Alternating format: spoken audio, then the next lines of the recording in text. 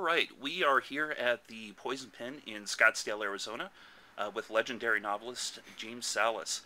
Mr. Sallis, I want to thank you for your time today.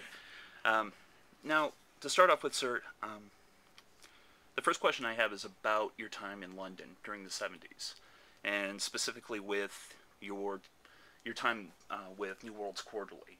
Now, how did that start? Basically, how did you get involved with that whole movement during the 70s? I don't get asked about that often enough. I had just started writing science fiction, which was my first love, and still is one of my great loves. And I had sold, I think, at that point, about 3 stories to Damon Knight, who was editing Orbit. Damon invited me to the Clarion, or not the Clarion, to the Milford Workshop, and Mike Moorcock was over from London. I met Mike. Mike had also bought a story. He asked me to come to London and help edit the magazine. I knew absolutely nothing about editing and not very much about writing at that point. I was, what, 21, 22, Yeah. something like that. And I just learned to edit basically from keeping my eyes open and watching Mike. But it was, it was a New Worlds.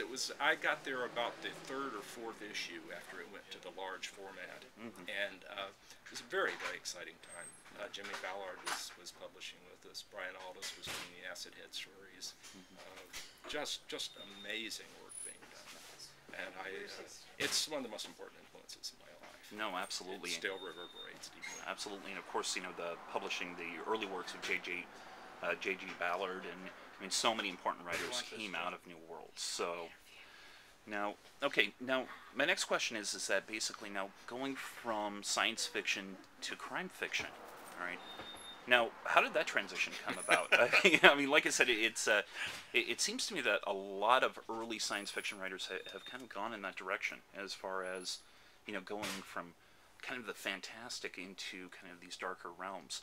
How did that come about? Well, again, I have to blame Mike for that. But it seems unusual these days because we're all pigeonholed. But if you look back to the earlier writers, to Frederick Brown and people like that, they were all going back and forth writing genre fiction, writing crime novels, writing fantastic stories. So it's part of the tradition of the thing. But as far as me, Mike introduced me to Raymond Chandler and Dashiell Hammett.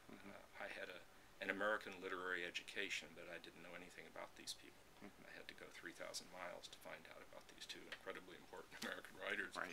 And there was something in their work that was it was magic for me. There was something I was looking for that I didn't know I was looking for until I found it. And after reading all of Hammett and all of Chandler, which after all is not that much, No. I started looking for other things like that, and wound my way through, and eventually found Chester Himes, who was also a revelation to me. And it just took off from there. I did not try to write it for some time. I was a huge fan. I read almost exclusively crime fiction, but for some strange reason it never occurred to me that I might want to write it. Then one day I did, and that's probably 90% of what I write now. Absolutely. No, and that kind of goes with the next question that I have is basically with genre fiction. Okay, is genre really that important? I mean, it seems to me that the more writers that I speak with, that there's no designation for most writers. Now, for you, when you sit down and you're writing a new novel or you're writing a new story, do you come up with it specifically? Hey, I'm going to be writing this detective novel. I'm going to be writing, the Turner, another Turner novel, or something along those lines. Or do you specifically just look at it as I'm just going to write a new novel? That's 2 questions. Yeah. I'm going to answer the personal part of it. I myself, I don't really think of it as being a crime novel or being a detective novel or a mystery. It's just a novel. It's a form that I enjoy working in.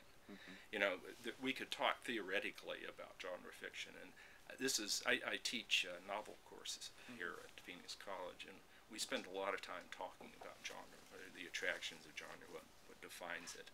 But to me, I'm just writing novels, and they have crimes, and I'm playing with a lot of the conventions of the standard mystery, the standard detective story. But I don't write any differently or pitch my imagination any differently than I do when I'm writing mundane fiction or for that matter, fantasy and science fiction. I'm just trying to tell the best story I can, the best way I can.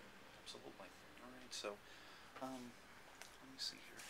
All right. Now, you mentioned teaching next, as now you've worn a lot of hats in your career.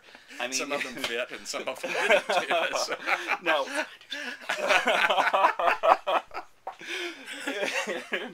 But I mean, you've gone from being an editor, poet, musician, novelist, a teacher, of course.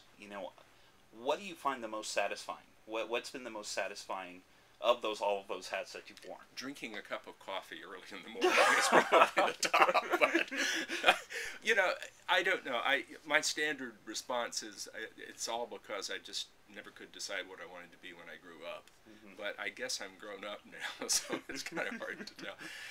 It's when we look. It's sort of when we look back on our lives, we think that there were these transitions, that there was this clear break at which we decided to do this. Like there was this time when I stopped writing poetry and I concentrated on science fiction, and then there was a time when science fiction, I sort of, that husk was left behind me as I emerged as a crime novelist.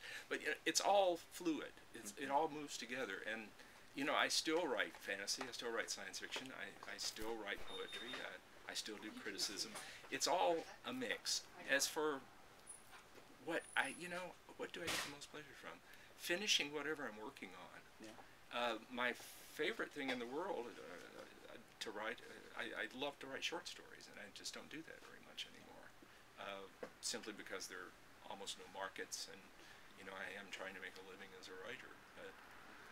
There's an instant gratification with the music, which is certainly quite different from the long delayed gratification that you may or may not get as a writer. No, absolutely. But it's all fun, and it's all, I think it all sort of wells up from the same springs under there.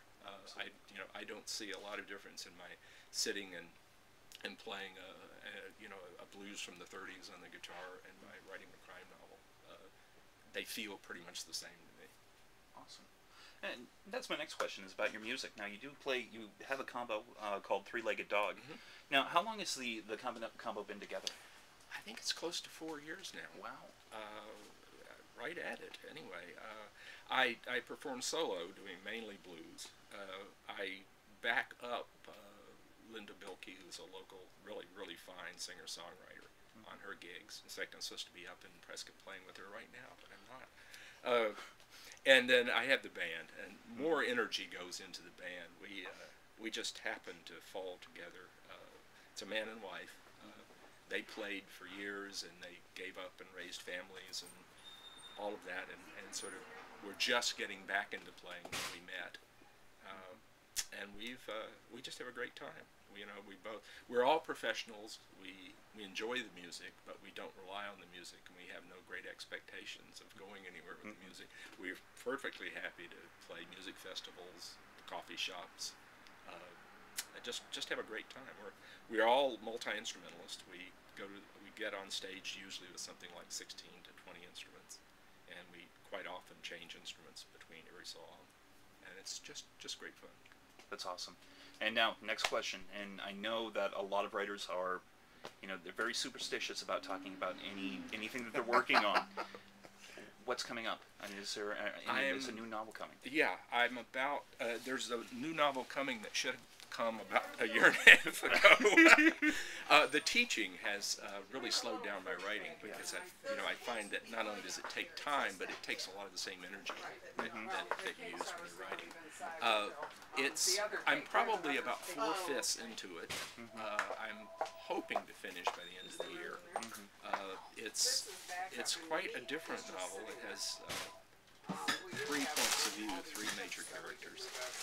It is a crime novel, I guess. Yeah, I'll call it that. But the interest is mainly in the characters.